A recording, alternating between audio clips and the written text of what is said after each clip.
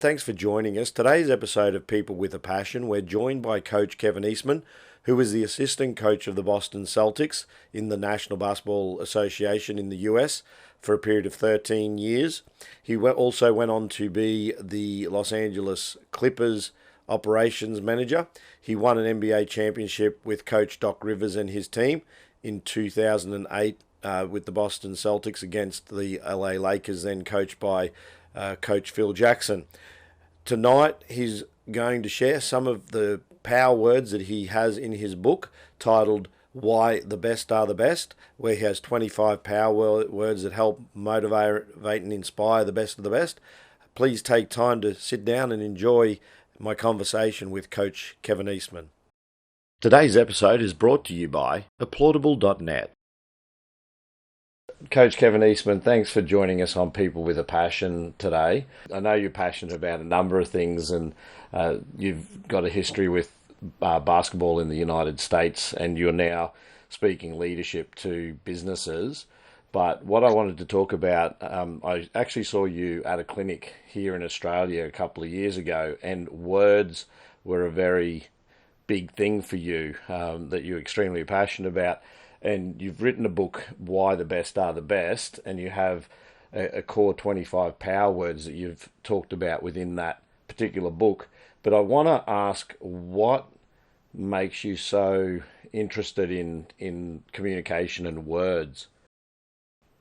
Yeah, I think for me, the the way this all came about is that I do a lot of reading, I do a lot of listening, I do a lot of discussing with people who have been successful either in my business, the world of sports, or in other businesses. And what I came to find out is they all use the same words when they're talking about things that or reasons that got them to where they are today. And because of that, I started to log the most common words.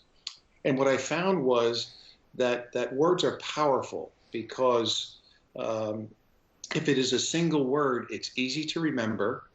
If you can define it for yourself and put a power behind it as to how that word can help you, then every time that word might come up in your day, you can refer to it. It's very quick. It's very easy. You've already defined it for yourself. And what I found was that the best of the best actually do this. They may not consciously do it the way I put it in the book, but the words that always come out are very consistent across the board with the most successful people. So I've always thought words have power, and that as we mature and get older, probably one of the most important things we could do is always be conscious of word choice. Which words will resonate with a particular person or group, or even in my case, speaking with the crowd. So I tried to pick the words that I thought were most common. I've told this story many times, but I started out with 92 words. I was going to ask that. 92 words. The book would be like, that thick. So I whittled it down to the 25, and it's just that words have always been important to me. And then I found out just through happenstance with all of my reading and studying that really words are important to the most successful people. Because when you were at the clinic, it was almost like you had a whole catalogue of sayings and quotes and things that you thought brought value to the organisations that you belong to, whether you picked those up through your experience or whether you picked them up through reading and then shared them to bring value to the organisations that you actually belong to. So just for the audience, your background is that you were head of operations of the Clippers, the LA Clippers in the NBA, and you also assistant at the Celtics for a period, including the grand final that was attained. I think it was '08, was it? Is that correct? Yes. Yes. Yes. So you've had an extensive history of over a decade as an assistant to Doc Rivers. So that's the background of the sporting side of things. But there are a lot of words that you've used that probably, like you say, are common to a lot of people, and I things like commitment, sacrifice, talent, respect, But I wanted to pick up on a couple that you've used. In particular, there's the term circles, which is around the people that you associate yourself with. Do you want to expand on that particular power word? Well, I think logic states that uh, those you spend the most time to are those that you're also going to hear the most things from. So, what are you hearing? What are you taking in? Is it shaping you? Now, studies and great thought leaders in the past have said that you are the sum of the five closest people around you. And what that basically says to me is that, in fact, what you hear and what you take in can stick. So I just tell players and people in general, just evaluate your circles. And I think there's a couple of circles. There's the fun circle. They're the ones that maybe you go out and have a glass of wine with or you laugh with. Um, but I'm not sure they ever get you to truly where you want to go in your craft, your profession, your life. But they're good to have because I think you have to smile every now and then and you have to enjoy life. And then there's the circles of impact. Those are the people that are willing to tell you the truth. They have great wisdom. They can impact your life and your career. So that's why I think circles are important. And when I speak to athletes in particular, and certainly to anyone out there, even when I do my corporate speaking, is that a lot of people think circles are all about what people can do for you. But I'm not sure that's the most important part, and that should be the lens with which you choose your circles. I believe the lens should be, what do those people do to you? Do they make you a little lazier? Do they make you a not as good a teammate? Do they make you, don't worry about that. You don't have to go into that depth and detail in your presentation to the company or the sales force that day. Just kind of do it kind of so-so. Well, your circles can do things to you. Obviously, a circle, they're your friends, they're people that you may trust. They're going to do some things for you. But just be careful what they're doing for you doesn't do something to you. So one thing I noticed about the word, you've also chosen that they leap across all generations. So that concept of circles would resonate with a young audience as well as an older audience. So is that by design? Oh, no question, because no matter how old you are, no matter what your race, your gender, it doesn't matter. Um, I don't think anyone wakes up each morning saying, boy, I want to be the worst I can possibly be at my job. I would like to be the worst person in the world, not just in my company, the world. I don't think we do that. I think we do wake up hoping to have a good day. I think we do wake up thinking that I would like to prove my value today. I would like people to notice me today. Well, I just believe that in order to get to that level and what people seek is, how can I do that? And what I found for me is, where these words come in is they can help you do that. They can help you become a little bit better. And we're not trying to say you have to be the best at what you do, because that's hard to do, because only one person can be the best at that particular thing. But you can be your best. Mm-hmm. And that to me is the challenge each and every day we wake up. Are we doing what we need to do that day to become our best at whatever it is? My job, my career, my life, my role as a parent, whatever that is. And these words are kind of, they can kind of all of a sudden say, hey, pause. Now look, with this, you said you're going to live in the world of the truth. If you are, then what you're bringing today, that's not what you said you were going to bring when you interviewed for this job. You said you're going to do a lot more. You said you're going to be a lot better. So, but with the 25 words, what I ask people to do is this, because you kind of intimated it, Craig, in that you said, people have heard these words. Yes, they have. And they'll say, well, I already have those words in my vocabulary. But here's the difference. The best of the best, those who become their best at what they do, they don't just have these words in their vocabulary. They actually live these words every day. And then I also tell people this. If you don't think these words are important to you, to your life, to your career, to your craft, or as a corporate leader or a coach to your team, then do me a simple favor. Put a little two-letter word in front of every one of these 25 power words, and then tell me if they're important. For instance, what if your company or your team had no truth whatsoever? No one told the truth. What if no one did anything intentionally? What if there were no standards? What if there was no accountability? And you can go on and on with all the words. All of a sudden, that two-letter simple word "no" brings power to these words. Absolutely. So the other one that, I think you mentioned intentional. So, what's the word intentional represent in the the values or the best of the best? What's that mean for someone who's Well, the way I define intentional is the following: what you do on purpose to fulfill your purpose.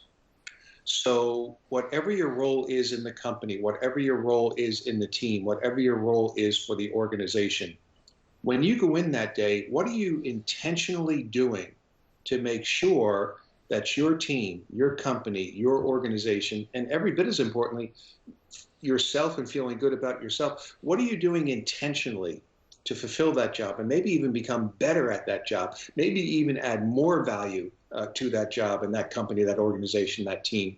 So, I often use Oprah Winfrey as the role model for this word intentional, because she basically, if any of your listeners would YouTube Oprah Winfrey and intentional or intentionality, you'll find that she built her Oprah Winfrey network on this concept, on this word. She was very intentional. She's very intentional each and every day about what she wants to get out of her day. Like Ray Allen, one of the players we had with the Boston Celtics, one of the best shooters ever to play the game of basketball, he would intentionally each and every day practice the shots that he was going to get in our offense against that team or those teams in the NBA, so that when he was there in the game, he had already been there in practice. He had already put in the proper preparation that leads to successful outcomes. So that's, to me, what intentional is all about. And with the Celtics, did you find that most of the players at that level, when you're talking about the best of the best, they won a championship at that time, were they equally as intentional in their approach, or did they all have varying approaches as players?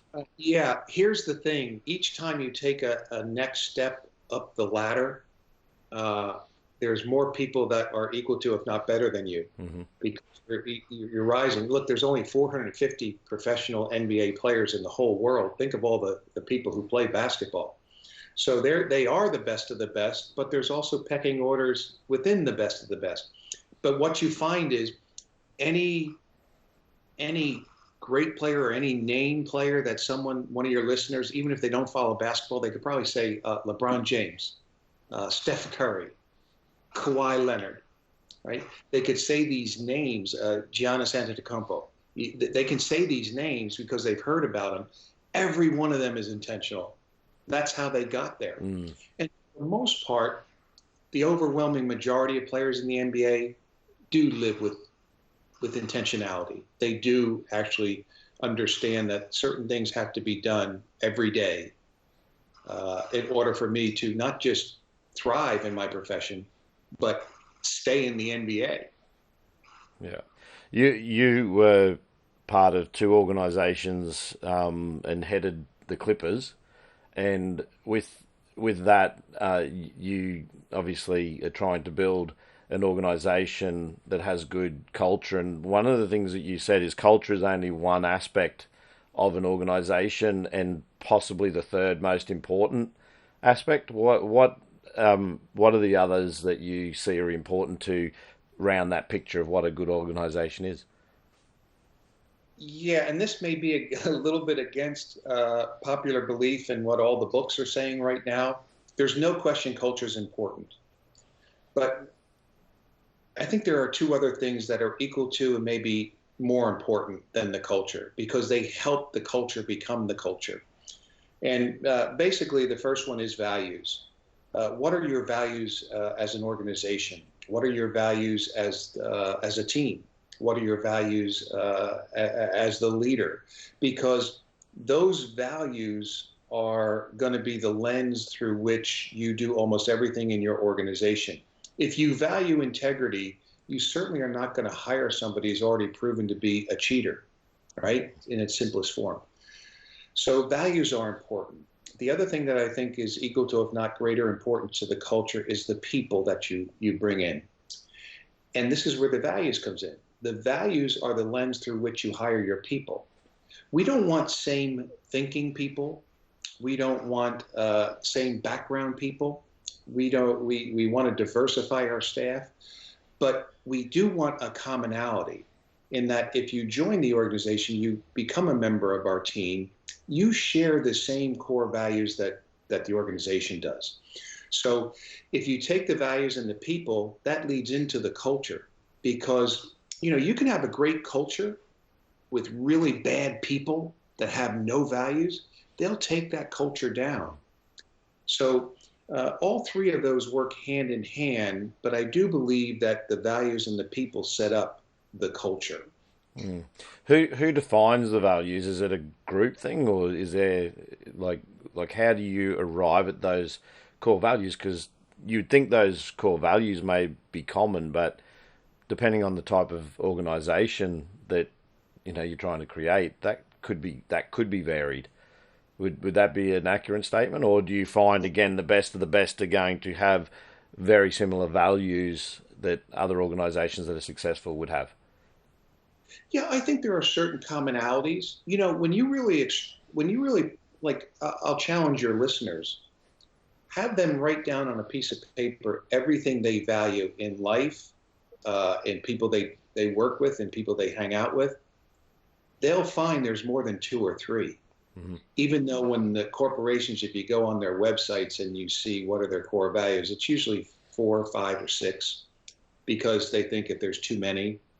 But just because integrity, work ethic, collaboration are values for that organization, so too is good guy, Mm-hmm. good person. Yeah. Like when I did my little own audit, I had 72 things that I value. But so could they be different? Yes, but I got to believe the most successful organizations probably have something, either honesty or integrity. That's one of their values. Probably a work ethic or some way they say it is another kind of value. Probably in today's world, the ability to communicate and collaborate might be a value for that organization. There probably are. Maybe it's these 6 for Company A. Company B has 4 of those 6 and 2 others, but I don't think all of a sudden you get to 7,000, because I do think that there are certain things that how can't one of your values be something along the lines of integrity? Like who would to buy a product or work for a company that just lives on lies? Again, I So think if you came to that little exercise you suggested of putting no in front of some of those values, what would that look like if you belong yeah, to an organization where you threw no in front of no integrity? You know, great call. yeah. Yeah, So, great point. so one of the things that stood out to me when I had the privilege of watching you live here in Australia was that you talked about, particularly with athletes, to focus on their abilities. Do you want to explain that concept of abilities? Well, this is one where my wife says you can't use that. It's abilities is not a word, Yeah. but as I often say, like Merriam-Webster, like who who is that? I've never met that person, and they're allowed to put all these words together and say this is our dictionary of words. So I'm going to have the Kevin Eastman dictionary, and one of the words is abilities. And what I mean by that is, if we take some of these things, and again, today maybe what I can do for your listeners is to stimulate their thinking, not give you all of them, but here are some of the abilities. Like I would venture a guess that everyone would agree that we want to work with and have people working in a team or an organization that believes in responsibility. They're going to buy into it and master this concept of responsibility. Another one is accountability. Another one is vulnerability. So as you can see, all these words end in ability. That's why I came up with the phrase, you have to master the abilities in order to really have a successful organization, or for that matter, to be a successful leader, or for that matter, to be a successful person. Like in sports, one of the abilities that's so crucial is availability. Who cares if Kevin Garnett is that good if he's always injured? He may be the most talented injured player that never plays, right? So they've got to be available. They have to be able to be there every night, to play every night, to practice. And just like you may have a great salesperson, and she or he could be the best in the company when they're there those 2 days every year, right? But the other days they're never there because they're sick or something's come up. They're never available. So that ability is really important. So I think maybe the listeners get a feel of what I'm talking about here and come up with their own abilities for their life, for their team if they're a leader, if they're a manager, for their little group they're managing, whatever the case may be. One of your power words in the book is humility, and you talk about leadership and the need for, or not the need, it's a trait that the best of the best seem to possess, which is that they, as leaders, have humility. Do you want to expand on what that is from a leadership perspective? Yeah, well, I think some people will take the word humility and they'll kind of pause a little bit and they'll think about it. And they'll say, okay, thinking less of myself, that's humility. And really it isn't. It's thinking of yourself less often, right?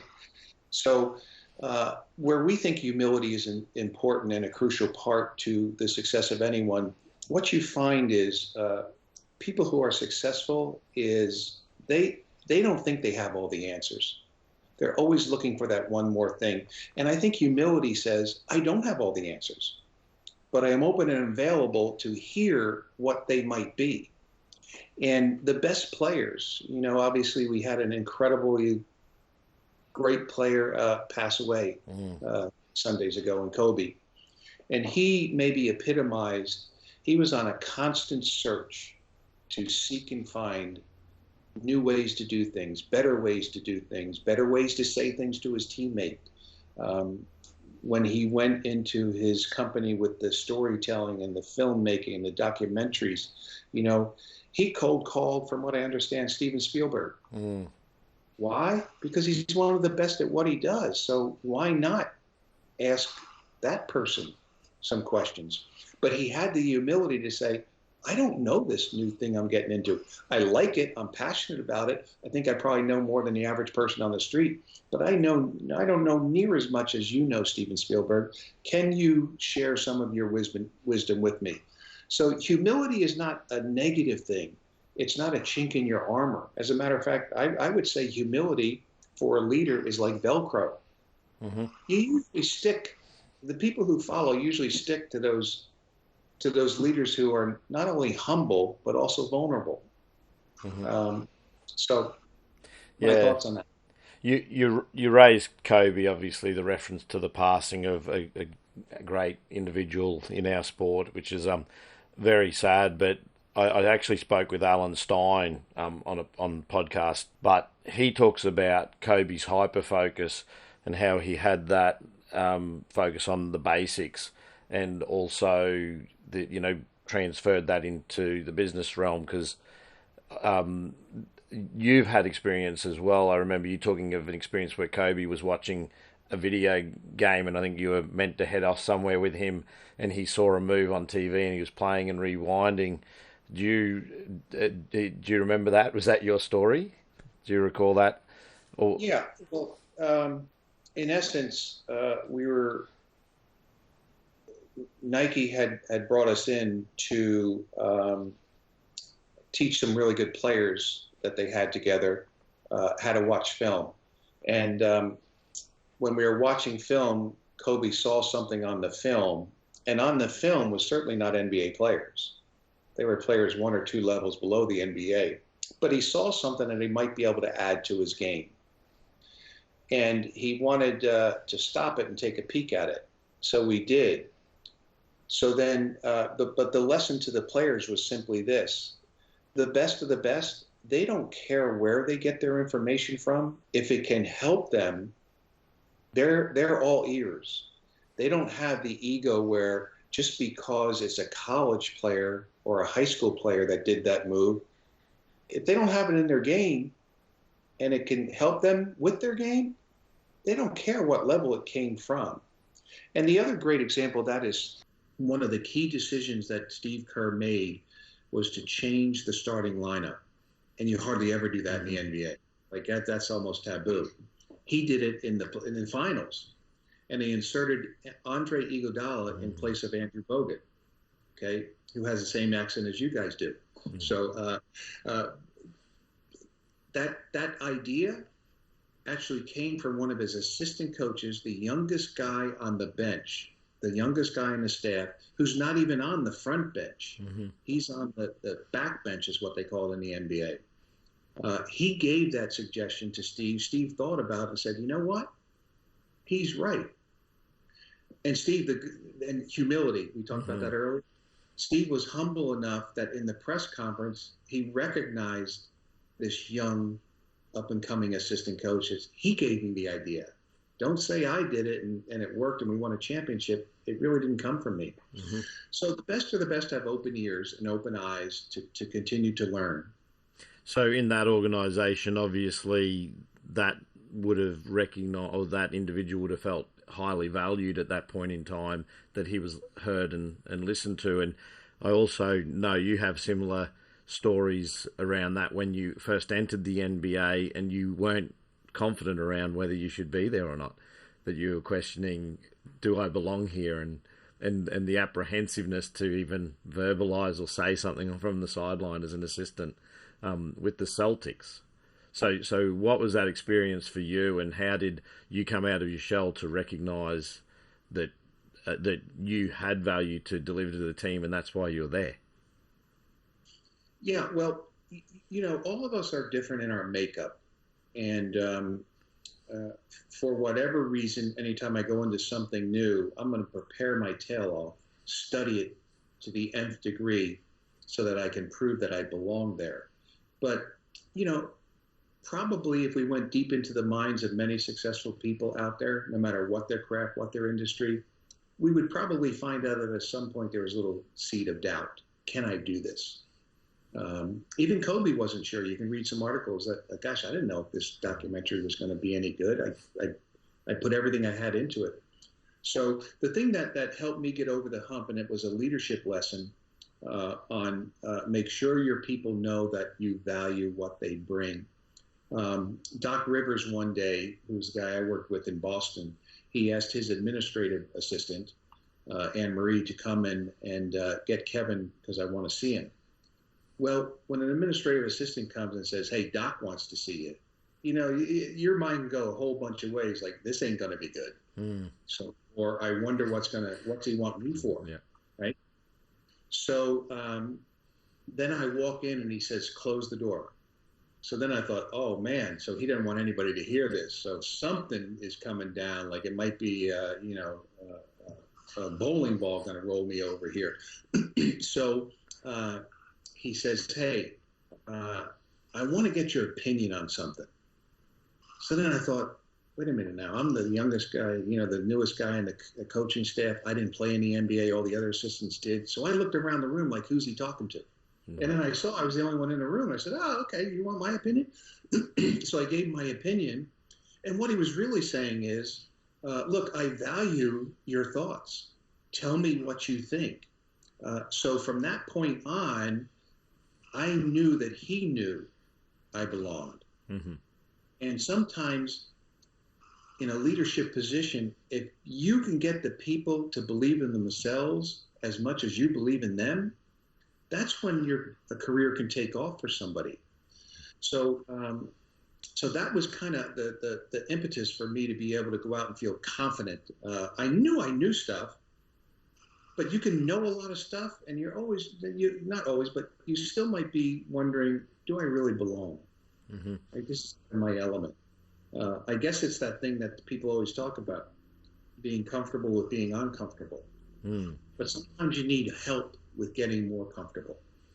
Do you want to speak to, and I'm being conscious of your time here because we're coming up to 30 minutes, but the capability gap and what that actually means? Because I picked up that was one of the things that you'd spoken about. So what is the capability gap? Well, I think many people who have gotten to a certain position, they have accomplished a decent amount, and maybe they have accomplished this, but what they're capable of accomplishing is this. So that gap in between there is what we need to have to try and fill uh, as often as possible. It's easy to say each and every day, but as often as you can. How do you fill that? Maybe as an athlete, you get more repetitions on that particular skill. So you can become what you're capable of becoming, not stay where you are. Mm-hmm. For a young emerging leader, it could be that I'm a little deficient in presenting to the entire team, to the sales team. It may be that I don't write reports. It may be that I don't write whatever it is. You're capable of this. Continue to try and fill that capability gap each and every day, because that's what you find the best do. Like many of the best basketball players, they'll always tell you the non-playing season. Some people call it the off season. I call it the on season because the best players aren't off during that time. They try and bring one addition back to their game the following year. So that's getting them closer and closer to what they are capable of being, not just staying where they are. That's very powerful, that concept of, to keep yourself moving forward, adding a little piece to that jigsaw puzzle to get the bigger picture. So I did have another question. The concept of as humans that we leak, potential and. No, I think as human beings, we all leak on certain days. We may leak discipline that day. We may leak a little bit of our focus that day. We may leak a little bit of effort. As I often say to young people, you come into your job with a great deal of passion. But if you try and live off your passion for your entire career, I'm not sure you will get to where you want to go. You also have to get some knowledge, and your knowledge has to meet up with your passion. That's when your career can take off. But for the other end of the spectrum, the older people, the ones who have been there for 25 years of grind, right? The same job, the same company each and every day. They have tremendous knowledge. They have tremendous experiences because they've been there that long. But maybe because of the grind, it's sucked a little bit out of them. So they're leaking the passion. So for them, the opposite is true. They have the knowledge, have leaked the passion. So if they want to go out on a good note whenever they retire, make sure the passion catches back up with the knowledge, because sometimes it can leak. And we're human beings. We're not on every single day. So your concept, I believe, of passion it's where love for something meets purpose. Is that my understanding of your definition? Yeah, that was P.J. Fleck, okay, the head football coach at the University of Minnesota, who, by the way, had an unbelievable year this year. Mm-hmm. You talk about passion. I mean, if you open up your dictionary right there at home, you'll see his face. I mean, he is that passionate about it. He just loves what he does. But he also is one that fills his capability gap because he knows there's still more that he can do to help his team, help his players, help his staff, and also improve himself. So, I'm not going to take credit for that. That was PJ. Okay. So, look, I won't hold you up anymore. I appreciate every moment you've given me today and that you've made time to help me and my audience better understand ourselves and what the best of the best actually do. So, Coach Kevin Eastman, I really appreciate it. I'll put links in the description for where they can get your book to see what it's all about. We only covered a couple of words, but to be quite honest, we don't want to give it away. So So we want them to go and, spark their interest to go and check out the words and check out why the best are the best. Thanks for your time. Appreciate that, Craig. Thank you. Thanks. I hope you liked this episode. If you did, please give it a thumbs up and feel free to comment. If you haven't yet subscribed, hit the subscribe button and the notification bell to be advised of new interviews when they're uploaded. I hope you join us again sometime. Catch you later.